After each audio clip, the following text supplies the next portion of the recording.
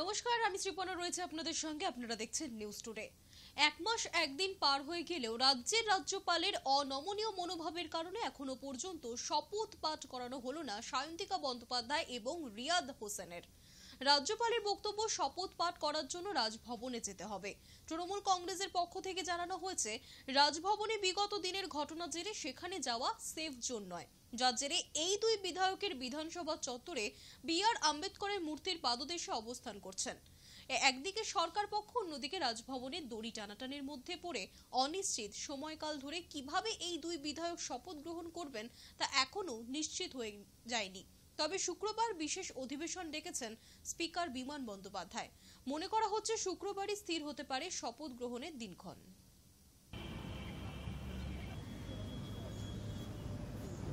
বলার নেই, কিছু বলতেও চাই না, শুধু অনুরোধ করতে চাই যে এক মাস হয়ে গেল আজকে, সেজন্য সেটাই আমরা আজকে লিখেছি। 4/6/24 আমরা সার্টিফিকেট পেয়েছি ইলেকশন কমিশনের থেকে, আজ 4/7/24, এক মাস হয়ে গেল। আর কতদিন আমাদের এইভাবে বসে থাকতে হবে? যতদিন না উনি ডিসিশন নেবেন ততদিনই আমরা বসে থাকবো। কিন্তু কাইন্ডলি বলে দেওয়া হোক, আর আমরাও আমাদের কাজ করতে পারি মানুষের জন্য, যেটার জন্য আমরা জিতেছি, বিধানসভায় এসেছি, যারা পাঠিয়েছেন তাদের জন্য কাজ করছি। আমরা তো চাইছি যে অপেক্ষার অবসান আজকেই ঘটুক, এই মুহূর্তেই ঘটুক, এবং সুস্থ স্বাভাবিকভাবে যেটা হয়ে আসছে, এতদিন ধরে ওথ টেকিং যে সিরিমনিটা হয় অ্যাকচুয়ালি আমাদের বিধানসভায়, সেই প্রথা অনুযায়ী ওথ টেকিং সিরিমনিটা আমাদের এখানে হোক, এবং আজকেই হোক না, আমাদের কোনো সমস্যা নেই। যাতে অনারেবল গভর্নর উনি নিজেও আসতে পারেন বা উনি কাউকে দায়িত্ব ন্যস্ত করতে পারেন, যেটা হয়ে থাকে সেভাবেই আমরা চাইছি যে ভোট আমাদের হয়ে যাক। এই ইয়াং ছেলে নিয়ে তারা নির্বাচনে জয়লাভ করছে, অনেক আশা ভরসা নিয়ে, অনেক মনে একটা আলাদা উত্তেজনাই আছে যে আমি এই বিধানসভায় ঢুকবো। এই প্রায় এক মাস হতে চললেও তারা সম্মান দিতে পারছে না। এইটুকু তো তার মনের মধ্যে নিশ্চয়ই হওয়া উচিত। এবং কেউ বলছে না যে রাজ্যপালের কাছে নেব না, রাজ্যপাল নেবো এবার, কিন্তু উনি ওদের একটা আশা প্রত্যাশা যে বিধানসভায় এসে যেন উনি শপথ বাক্য পাঠ করেন। এইটুকুর জন্য সন্তানের মতো এদের এই দাবিটুকু মেনে নিলে কি অন্যায় তো কিছু। দক্ষিণ কলকাতার এক গেস্ট হাউসে বান্ধবীকে গুলি করে আত্মঘাতী যুবক। তদন্তে উঠে আসছে ত্রিকোণ প্রেমের সম্পর্ক, যার জেরে জটিলতা বাড়ে রাকেশ এবং তার সঙ্গিনীর মধ্যে। লেক গার্ডেন্সের ঘটনা তারই অন্তিম পর্যায়ে। ঘটনার তদন্ত চলাকালীন একটি সুইসাইড নোটও উদ্ধার করেছেন তদন্তকারীরা। ঘটনার সূত্রপাত বুধবার। লেক গার্ডেন্স এক গেস্ট হাউসে উঠেছিল যুবক যুবতী। বুধবার বিকেলে আচমকাই গুলি চলার শব্দ শুনতে পান আশেপাশের লোকজন। সূত্র মারফত জানা যাচ্ছে, নিজের মাথায় গুলি চালিয়ে আত্মঘাতী হয়েছে ওই যুবক। তার আগে ওই যুবক বান্ধবী তলপেটে গুলি চালিয়েছে বলে খবর। গেস্ট হাউসে পৌঁছয় কলকাতা পুলিশের বিশেষ দল। যুবতীকে উদ্ধার করে স্থানীয় এক বেসরকারি হাসপাতালে নিয়ে যাওয়া হয়েছে। সেখানেই চিকিৎসাধীন রয়েছে যুবতী। তবে যুবকের মৃত্যু হয়েছে। ছেলেটির দেহ ময়নাতদন্তের জন্য পাঠানো হয়েছে।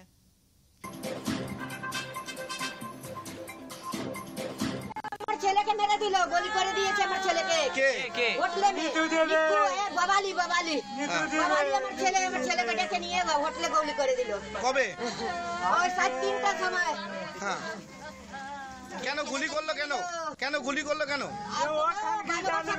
মেরে দিল। ভালোবাসা ছিল কতদিনের? কোনো ঝগড়া অশান্তি ছিল? হ্যাঁ, সব টাকা পয়সা সব কেড়ে হ্যাঁ, তারপর লাস্টে মেরে দিল। নিয়ে গেল।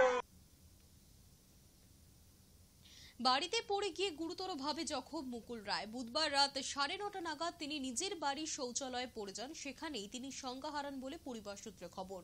তড়িঘড়ি তাকে নিয়ে আসা হয় কলকাতার একটি বেসরকারি হাসপাতালে। বর্ষীয়ান রাজনীতিক মুকুল রায়ের শারীরিক পরিস্থিতি বর্তমানে স্থিতিশীল, যদিও সংকট কাটেনি। সংশ্লিষ্ট বেসরকারি হাসপাতাল সূত্রে খবর, মুকুল রায়ের চিকিৎসার জন্য গঠিত হয়েছে মেডিকেল বোর্ড। যে সরকারি হাসপাতালে মুকুল রায়কে ভর্তি করানো হয়েছে, সেখানকার চিকিৎসকরা জানাচ্ছেন 70 ঊর্ধ্ব রাজনীতিবিদের শারীরিক পরিস্থিতি সংকটজনক। 24 ঘন্টা না কাটা পর্যন্ত চিকিৎসকেরা পর্যবেক্ষণে তাকে রাখা হয়েছে। পরিস্থিতি উদ্বেগের হলেও বর্তমানে স্থিতিশীল রয়েছেন মুকুল রায়।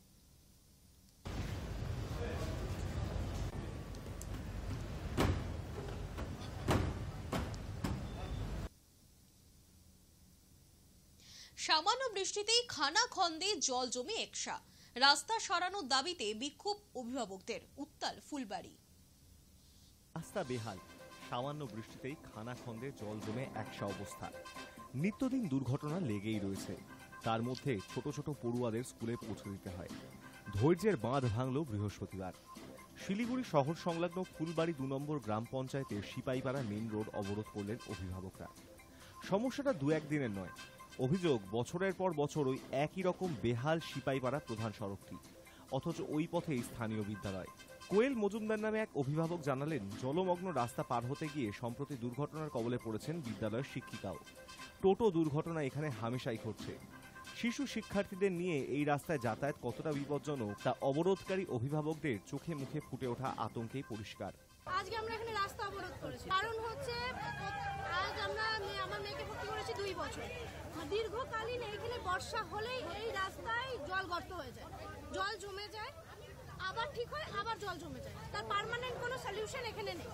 প্রত্যেক দিন হয় এখানে টোটো উল্টাচ্ছে। আগের দিন আমার মেয়ে যে স্কুলে পড়ে, স্কুলের ম্যাডাম উল্টে পড়ে গেছে এখানে, এবং আমার বাচ্চা পর্যন্ত এখানে ঝুলেছে।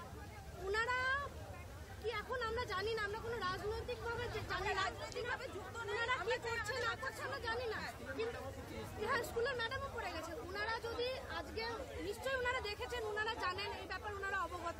এখন জানি না ওনারা কি করছেন, কিন্তু আমরা অভিভাবক হয়ে আমরা চাই এই রাস্তাটা দ্রুত। এখানে যত জনসাধারণ যাচ্ছে প্রত্যেকেরই তো সুরক্ষার দরকার। কে নেবে এই দায়িত্ব? কে দায়িত্বটা নেবে? সরকারি দায়িত্ব নেবে, বা এখানে যারা ব্যবসা করছে বা যাদের এখানে পাড়া প্রতিবেশী হয়েছে তারা তো এই অ্যাক্সিডেন্টটাকে আটকাতে পারবে না। কিন্তু আজকে আমাদের অবরোধের একটাই কারণ, আমাদের বাচ্চার সাথে সাথে সব জনসাধারণ যেন সুরক্ষিত। আমরা চাই না কেউ অ্যাক্সিডেন্টে মারা যাক। 10 মিনিটের পথ পেরোতে সময় লাগছে 25 মিনিটেরও। 10 টাকার জায়গায় টোটো ভাড়া গুনতে হচ্ছে 30 টাকা। তারপরও সময় মতন পড়ুয়া সন্তানদের স্কুলে পৌঁছে দেওয়া সম্ভব হচ্ছে না, জানাচ্ছেন ভুক্তভোগী বাবা মা। তাদের অভিযোগ, মাঝে সাঝে রাস্তা সারানো হলেও রাতে ভারী গাড়ি যাতায়াতের জেরে 2-1 দিনেই একই দুর্দশায় ফেরে সিপাইপাড়া মেইন রোড। কিছু দূরে রাস্তার উপর ব্যারিকেড তৈরি করলে ভারী গাড়ি যাতায়াত ঠেকানো সম্ভব। রাস্তা সংস্কারের পাশাপাশি সেই দাবিও তুলেছেন অবরোধকারীরা। অভিভাবকদের অবরোধের জেরে এলাকায় ছড়াচ্ছে উত্তেজনা। গ্রাম পঞ্চায়েতের তরফে জানানো হয়েছে, বৃহস্পতিবারই রাস্তা সারানোর উপকরণ আনা হচ্ছে। রাতে ওই রাস্তায় যাতে ভারী গাড়ি না ঢোকে তারও ব্যবস্থা নেওয়া হবে বলে জানানো হয়েছে। রাস্তাটা বেহাল অবস্থা, রাস্তার অবস্থা খারাপ। স্কুলে যাওয়া বাচ্চাদের নিয়ে যাওয়ার জন্য খুব অসুবিধা হচ্ছে, তাই এরা অবরোধ করছে। রাস্তাটাকে বন্ধ করতে যাচ্ছিল, বন্ধ করতে দিন, এখনই মাল আসতেছে, একটু পরেই মাল ঢুকবে, ঢুকলে পরে বন্ধ হবে।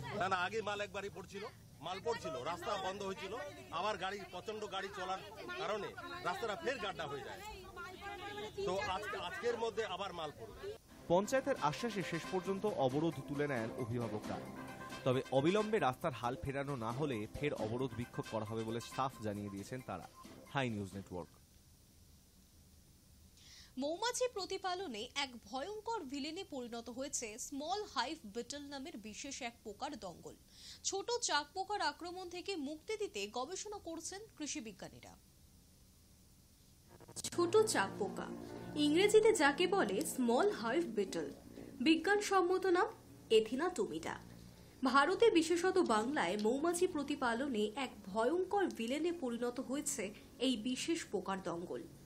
এদের উপদ্রবে চরম যা ক্ষতি হবার তা তো হচ্ছে, অনেকে নাজেহাল হয়ে হাত গুটিয়ে নিচ্ছেন মৌমাছি চাষ থেকে। এতটা হতাশার মধ্যেও অবশ্য আশার কথা রয়েছে। ছোট চাক পোকার আক্রমণ থেকে মুক্তি দিতে গবেষণা করেছেন কৃষি বিজ্ঞানীরা, তবে সমাধান সূত্র এখনো অধরা। আপাতত বিভিন্ন ধরনের উপায় অবলম্বন করেই স্মল হাইভ বিটলের হানা প্রতিরোধের উপর বেশি জোর দিচ্ছেন গবেষকরা। সম্প্রতি পশ্চিমবঙ্গে একটা বিশেষ ধরনের পোকা যাকে বলা হয় স্মল হাইভ বিটল, এবং এর বৈজ্ঞানিক নাম হচ্ছে অ্যাথিনা টুমিটা, এটা দেখা যাচ্ছে মৌচাকে এরা প্রভূত ক্ষতি করে মৌচাক নষ্ট করে দেয়। 2022 সালে আমাদের রাজ্যে প্রথম এই পোকাটা দেখা যায় বসিরহাট অঞ্চলে, এবং আস্তে আস্তে এই 2-3 বছরে প্রায় সমগ্র জেলাতে, বিশেষ করে উত্তর 24 পরগনা, দক্ষিণ 24 পরগনা, মেদিনীপুর, হাওড়া, হুগলি, মুর্শিদাবাদ, মালদা, এই সমস্ত জেলাতে কিন্তু এটা বেশ ছড়িয়ে পড়েছে। এই পোকাটার বিশেষত্ব হচ্ছে এরা একটা বিটল গোত্রীয় পোকা, এবং রাত্রিবেলায় বিশেষ করে এরা উড়ে বেড়ায়, মিডিডুলিড ফ্যামিলি, এবং এদের জীবনের দুটো দশা এরা দুরকমভাবে এরা অতিবাহিত করে। একটা দশা তারা অতিবাহিত করে মৌচাকের মধ্যে, আর একটা দশা মাটির মধ্যে। তো পূর্ণাঙ্গ পোকা খুঁজে খুঁজে মৌচাকের মধ্যে তারা প্রবেশ করে, মৌমাছির গায়ের একটা গন্ধে আকৃষ্ট হয়ে এবং মধু এবং পরাগের গন্ধে আকৃষ্ট হয়ে তারা মৌচাকের মধ্যে প্রবেশ করে। সেখানে তারা মৌচাকের বিভিন্ন জায়গায় ফ্রেমের ওপরে বা বিভিন্ন খাঁজে, এমনকি কুটুরির মধ্যে তারা ডিম পাড়ে। ডিম ফুটে যে লার্ভা তৈরি হয়, সেই লার্ভা 3-4 দিনে বড় হয়। বড় হতে হতে তারা মৌচাকের মধ্যে যাবতীয় জিনিস যা আছে, মধু, পরাগ, মোম, মৌমাছির শাবক, এই সমস্ত কিছু খেয়ে তারা নষ্ট করে এবং আস্তে আস্তে তারা মৌচাক থেকে বেরিয়ে মাটির মধ্যে প্রবেশ করে পিউপা তৈরি করে। এই পিউপা থেকে আবার পূর্ণাঙ্গ পোকা তৈরি। এই হচ্ছে এই পোকার জীবন। তো এরা যখন এদের লার্ভা দশায় যখন মৌচাকের মধ্যে সমস্ত মৌচাকের ভেতরে জিনিসপত্র খেয়ে ফেলছে, সুতরাংভাবে মৌচাকের পুরো কলোনিটা প্রথমত নষ্ট হয়ে যাচ্ছে। ভারতীয় মৌমাছির ক্ষেত্রে যখন আক্রমণ করছে, তখন ভারতীয় মৌচাক থেকে তারা মৌমাছিরা বেরিয়ে পালাচ্ছে, একে সোয়ার্মিং বা অ্যাবসকন্ডিং বলে। আর ইউরোপিয়ান মৌমাছির ক্ষেত্রে যেহেতু তারা সোয়ার্মিং করে আমাদের প্রকৃতিতে, আমাদের এই পরিবেশে বেঁচে থাকতে পারে না, তাই আস্তে আস্তে পুরো কলোনিটা নষ্ট হয়ে যাচ্ছে। উভয় ক্ষেত্রে কিন্তু পুরো যে মৌচাকে আমরা মধ্যে দেখছি, মৌচাকের যে বিভিন্ন তার পুরো মৌচাকের কলোনিটা কিন্তু নষ্ট হয়ে যাচ্ছে। এবং এর ফলে কি চাষিরা কোনো মধু তারা সেই মৌচাক থেকে আর পাবে না, সেই মৌচাকটাও তাদের পুরো নষ্ট হয়ে যাওয়ার জন্য তাদের কিন্তু পুরো যে একটা মূলধন ছিল স্থায়ী মূলধন, সেটা তারা খারাপ। মৌমাছি প্রতিপালনের মাধ্যমে মধু ও অন্যান্য উপজাত দ্রব্য উৎপাদন করে দেশের যুব সমাজের একাংশ আত্মনির্ভর হয়েছে। সারা বিশ্বে ভারত বর্তমানে মধু উৎপাদনে দ্বিতীয় স্থানে রয়েছে। আমাদের রাজ্য পশ্চিমবঙ্গ মৌমাছি পালন ও মধু উৎপাদনে দেশের মধ্যে প্রথম সারির রাজ্যগুলির মধ্যে পড়ে। জঙ্গলে মধু সংগ্রহ সুন্দরবন অঞ্চলে প্রান্তিক মানুষদের একটি গুরুত্বপূর্ণ পেশা। এছাড়াও এ রাজ্যে অন্তত 15,000 মৌমাছি পালক রয়েছেন, যারা প্রধানত ইউরোপীয় মৌমাছি এপিস মেলিফেরা অথবা ভারতীয় মৌমাছি এপিস সেরানা প্রতিপালন করেন। এখানে 100টি এপিস মেলিফেরা কলোনি থেকে বছরে 3 থেকে 5 লক্ষ টাকা রোজগার করা সম্ভব। তাই পশ্চিমবঙ্গে মৌমাছি পালন আজ একটি গুরুত্বপূর্ণ জীবিকা হিসেবে জনপ্রিয় হয়ে উঠেছে। সেই জনপ্রিয় জীবিকাই এখন চাক পোকার হানায় চ্যালেঞ্জের মুখে। মনে রাখা দরকার, মৌমাছি পালন কেবল জীবিকাতেই দিশা দেখিয়েছে এমন কিন্তু নয়। বিভিন্ন ফসল উৎপাদনের ক্ষেত্রে পরাগ মিলনেও পালিত মৌমাছির ভূমিকা উত্তরোত্তর বৃদ্ধি পেয়েছে। এছাড়া জীব বৈচিত্র্য রক্ষায় মৌমাছির অবদান তো রয়েছেই। স্মল হাইভ বিটেলের দাপট সে সবই চোপাট করে দিতে চলেছে বলা যায়। অর্থাৎ সমস্যা গুরুতর। দেশের বিভিন্ন প্রান্তে চলছে গবেষণা। বাংলায় নিমপিট রামকৃষ্ণ আশ্রম কৃষি বিজ্ঞান কেন্দ্রের বিজ্ঞানীরা অত্যন্ত গুরুত্ব দিয়ে ছোট চাক পোকাকে জব্দ করার উপায় খুঁজছেন। মৌমাছি পালকদের সচেতনতার উপর জোর দিচ্ছেন তারা। Hi News Network. বৌদ্ধ ধর্ম গ্রহণ না করায় ভারতে ফিরে আসা পরিবারগুলি পেতে চলেছে পাট্টা। বসিরহাট দক্ষিণের বিধায়ক সপ্তর্ষি বন্দ্যোপাধ্যায়ের আশ্বাস, শীঘ্রই পাট্টা তুলে দেওয়া হবে উদ্বাস্তু পরিবারগুলির হাতে। সালটা 1964, তখন দেশের প্রধানমন্ত্রী জওহরলাল নেহরু। সেই সময় বার্মা থেকে ভারতে ফিরে আসে বহু পরিবার। বৌদ্ধ ধর্ম গ্রহণ না করায় ফিরে আসতে হয় পরিবারগুলিকে। এরপর কেটে গিয়েছে বহু বছর। ফিরে আসা সেই বাসিন্দাদের পাট্টা দিতে চলেছে সরকার। বার্মা থেকে ভারতে আসা পরিবারগুলিকে পাট্টা দিতে চলেছে রাজ্য সরকার। বর্তমানে 44টি পরিবার বসিরহাট পৌরসভার 7 নম্বর ওয়ার্ডে বসবাস করেন। সেই এলাকা বার্মা কলোনি হিসেবেই পরিচিত, কিন্তু তাদের ছিল না কোনো স্থায়ী ঠিকানা, নেই মাথার উপর ছাদ, সঠিক পরিচয়পত্র, যার কারণে সরকারি সুবিধা থেকে বঞ্চিত 44টি পরিবার। আমরা 64 থেকে 66 সালের মধ্যে এই সমস্ত পরিবারগুলো এসছে। কতগুলো পরিবার? 44টা পরিবার এই কলোনিতে যারা আছে, এবং এরকম বার্মা কলোনি অন্যান্য আরও জায়গায় আছে, কাজীপাড়ায় আছে, গোবরডাঙ্গায় আছে। আমরা বার্মা থেকে এসেছি। বার্মা থেকে এসেছি 1964 সালে। বার্মা গভর্নমেন্ট সার্কুলার জারি করেছিল ওদের ন্যাশনালিটি নিয়ে থাকতে হবে। এখন ওদের ন্যাশনালিটি হলো বুদ্ধিস্ট। আমরা বুদ্ধিস্ট ন্যাশনালিটি নিয়ে তো থাকবো না। এটা নেহরুর সাথে চুক্তি হয়েছিল। নেহরুর সাথে চুক্তিবদ্ধ হয়ে আমাদের ইন্ডিয়ানদের এখানে নিয়ে আসা হয়। আমাদের এনে এখানে কথা ছিল 42 দিন সরকারি ডোলে থাকতে হবে ক্যাম্পে। 42 দিন পরে একটা বিজনেস লোন দেবে, তারপরে একটা পুনর্বাসন দেবে। কারণ সেটা 42 দিনের জায়গায় 2 বছর 3 বছর দেরি হয়েছে, কিন্তু আমরা পুনর্বাসনটা পেয়েছি। এই যে পুনর্বাসনটা পাওয়া গেল, পুনর্বাসনের দলিল রিলিফের কাছেই ছিল মর্টগেজ হিসাবে। এবার 20 বছর থাকবে বলে দিয়েছিল আমাদের, যে 20 বছর রিলিফের কাছে থাকবে। এবার 20 বছরের পরে 24-25 বছরের মাথায় ওই দলিল আমাদের যেগুলো ভালো ছিল কয়েকজন দিয়েছে, আর কিছু কিছু দলিল নষ্ট হয়ে যায়, অনেকে দলিলটা পায়নি। এবার যারা দলিল পেয়েছে বা যারা দলিল পায়নি, আমরা এটা দীর্ঘদিন এর আগে পূর্বতন এমএলএকেও বলেছিলাম, তিনিও রিলিফ অফিসে গিয়েছিলেন। রিলিফ অফিস বললো বসিরহাট রিলিফ অফিসে কোনো রেকর্ড এখানে নেই, আপনারা আলিপুরে খোঁজ করুন। তখন সেখানেও খোঁজ করা হয়েছিল, তদবির করা হয়েছিল, কিন্তু কাজটা হয়নি। তো এখন যে বর্তমান কাউন্সিলর, সেই কাউন্সিলরকে আমরা ঘটনাটা জানাই, যারা দলিলটা পায়নি তারা যাতে দলিলটা পায়, এবং যারা দলিল পেয়েছে তাদের মধ্যে অনেকে রেকর্ড করতে পারছে না পয়সার জন্য, তারা যাতে রেকর্ডটা করতে পারে সরকারিভাবে এই ব্যবস্থাটা করা হোক। তিনি এমএলএর সাথে যোগাযোগ করেছেন, এমএলএ ডিএম অফিসে যোগাযোগ করেছেন, ডিএম অফিস থেকে কালকে লোক এসেছিল, এসডি অফিস থেকেও এসেছিলো, এসে এটা সার্ভে করে গেছে এবং আমাদের বলে গেছে আপনারা কত ফ্যামিলি আছেন, ডিটেলস নামটা দেবেন এবং কে কতটা জায়গার উপরে আছেন, আর যাদের দলিল পেয়েছেন তারা নামটা দেবেন, যাদের দলিল পাননি তাদের নামটাও দেবেন আলাদা করে। বারবার প্রশাসনের দ্বারস্থ হওয়ার পরেও সুরাহা হয়নি এই সমস্যার। সরকার বদলায়, কিন্তু এই পরিবারগুলির কোনো স্থায়ী ঠিকানা না হওয়ায় সরকারি সুবিধা থেকে বঞ্চিত হন তারা। এর আগে রাজ্য কেন্দ্র একাধিকবার পাট্টা দেওয়ার উদ্যোগ নিলেও এখনো সমাধান হয়নি তার। একরাশ হতাশা নিয়ে জীবনযাপন করে চলেছে প্রায় 200 জন উদ্বাস্তু মানুষ। আমাদের প্রথমে দেখেছিল কদিন হাওড়া স্টেশন, ওখানে ছিলাম আমরা। তারপর ওখান থেকে নিয়ে আসলো হাসনাবাদ, তখন ওই 3 মাস থাকার কথা, তখন 3 মাস ওখান থেকে আমাদের ওই 6 মাস রেখে তারপর ছেড়ে দিল। তারপর আমরা কটা 2000 টাকা দিয়ে ছেড়ে দিয়েছিল। তারপর আমরাও ঘর ভাড়া করেছিলাম। পেলে ভালো হয়, আমাদের পক্ষে খুবই ভালো হয় এই আর কি। সব জায়গায় তো পেয়ে গেছে, আমাদের ওখানে তদারক করার লোকের খুব অভাব। 2024-এর লোকসভা ভোটের আগে বসিরহাট দক্ষিণের বিধায়ক সপ্তর্ষি বন্দ্যোপাধ্যায় প্রচারে গিয়ে আশ্বাস দিয়েছিলেন। এরপর উত্তর 24 পরগনার জেলা শাসকের দপ্তর থেকে শুরু হয় সার্ভে। পুরো ঘটনাটা যদি একটু পিছনে আমরা তাকিয়ে দেখি, 1964 সালে বার্মার থেকে সেখানে সময় কিছু লোকজন এসেছিলেন, আমাদের তৎকালীন প্রধানমন্ত্রী ছিলেন পণ্ডিত জওহরলাল নেহেরু। তারা যখন এখানে আমাদের 7 নম্বর ওয়ার্ডের ওই নির্দিষ্ট স্থানে এসে থাকেন, তাদেরকে আশ্বাস দেওয়া হয়েছিল কেন্দ্রীয় এবং রাজ্য সরকার উভয়ের তরফ থেকে যে তাদের এখানে পুনর্বাসন দেওয়া হবে এবং তাদের পাশাপাশি যে জমিতে যারা থাকছে তার পাট্টা এবং দলিল দেওয়া হবে। বহু বছর চলে গেছে, সরকার এসছে, সরকার গিয়েছে, সরকার পরিবর্তন হয়েছে, কিন্তু তাদের সমস্যার সমাধান হয়নি।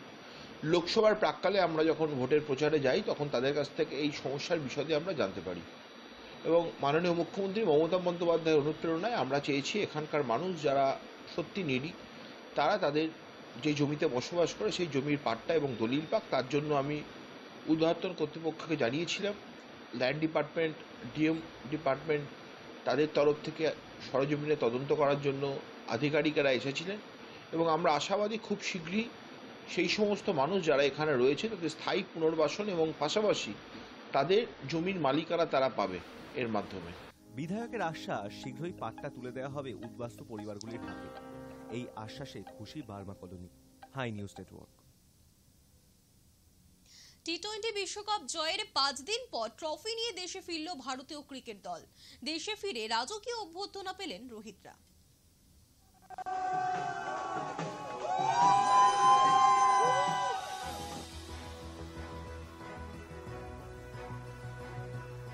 সকালে ঘড়ির কাঁটায় পেরিয়ে গিয়েছে 6:15। রাজধানীর আকাশ অবশ্য মেঘাচ্ছন্ন। তা হোক, ইন্দিরা গান্ধী আন্তর্জাতিক বিমানবন্দরে air India champions 24 world cup নামের চার্টার্ড বিমানটা অবতরণ করা মাত্রই অন্য এক অনন্য আলোয় ঝলমল করে উঠল চারদিক। সে আলো বিরল কৃতিত্বের আলো, সে আলো বিশ্ব জয়ের আলো। শনিবার কেনসিংটন ওভালে অনুষ্ঠিত ফাইনালে দক্ষিণ আফ্রিকাকে 7 রানে হারিয়ে টি-20 বিশ্বকাপ ছিনিয়ে নেবার 5 দিন পর দেশে ফিরলেন রোহিত, বিরাট, বুমরা, সূর্যকুমার যাদবরা। বিসিসিআইয়ের এক্স হ্যান্ডেলে ভেসে উঠল স্বস্তি আর গৌরবের বার্তা। ক্যাপশনে ইটস হোম, সঙ্গে ভারতীয় ক্রিকেটারদের আনন্দময় ভিডিও। একে একে টি-20 বিশ্বকাপ হাতে নিচ্ছেন তারা। কেউ কেউ চুমু খাচ্ছেন 17 বছরের খরা কাটানো মহার্ঘ কাপটিতে। শনিবার কাপ জয়ের পর সমুদ্র ঝড় বেরিলের ফাঁসে বার্বাডোসে আটকে পড়েছিল ভারতীয় ক্রিকেট টিম। আটকে পড়েছিলেন ক্রিকেটারদের পারিবারিক সদস্য, তাদের সহযোগী কর্মী এবং বোর্ড সচিব জয় শাহ সহ বিসিসিআইয়ের আধিকারিকেরা। দিনের পর দিন অপেক্ষা শেষে পরিস্থিতি কিছুটা স্বাভাবিক হলে ক্যারিবিয়ান দ্বীপদেশের গ্র্যান্ড অলি অ্যাডামস আন্তর্জাতিক বিমানবন্দর থেকে বুধবার স্থানীয় সময় ভোর 4:50 নাগাদ বিসিসিআইয়ের ব্যবস্থাপনায় বিশেষ চার্টার্ড বিমানে দেশের উদ্দেশ্যে রওনা হয় গোটা দল। টি-20 বিশ্বকাপ জয়ী ভারতীয় ক্রিকেট টিমকে নিয়ে দেশে প্রত্যাবর্তনের গুরু দায়িত্ব সামলানোর জন্য এয়ার ইন্ডিয়া চার্টার্ড বিমানটির নামই রাখে air India champions 24 world cup, সংক্ষেপে AIC-24WC। ভারতীয় সময় সকাল 6:20 সেই গর্বিত AIC-24WC ছুঁয়ে ফেলল ভারতের মাটি। দিল্লি বিমানবন্দরে কড়া নিরাপত্তার মধ্যেই দেশের বিজয়ী ক্রিকেট দলকে বরণ করে নেওয়ার বহু প্রত্যাশিত ছবি অবশেষে বাস্তবে পরিণত হল। এরপর রোহিত, বিরাট, ঋষভরা বিমানবন্দর থেকে পৌঁছে যান আইটিসি মৌর্যতে। সেখানেই বিশ্রাম। বেলা 11টার পর প্রধানমন্ত্রীর বাসভবনে গিয়ে নরেন্দ্র মোদীর সঙ্গে সাক্ষাৎ। বৃহস্পতিবার বিকেলে মুম্বাইয়ে পা রাখবে টি-20 বিশ্বকাপ জয়ী ভারতীয় ক্রিকেট দল। High News network.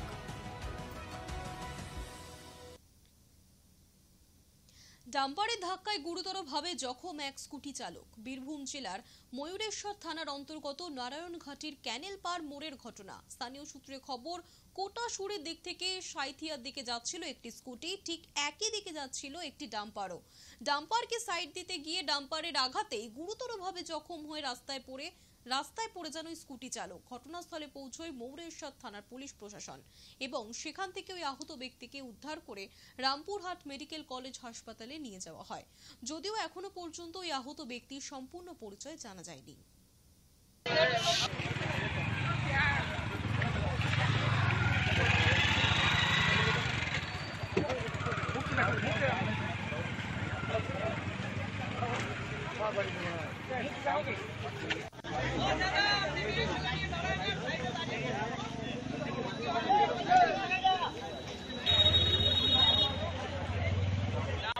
ছিল ও ডানে ছিল, পায়ে ঘুরতে যেছে দিয়ে ধাক্কা মেরেছে।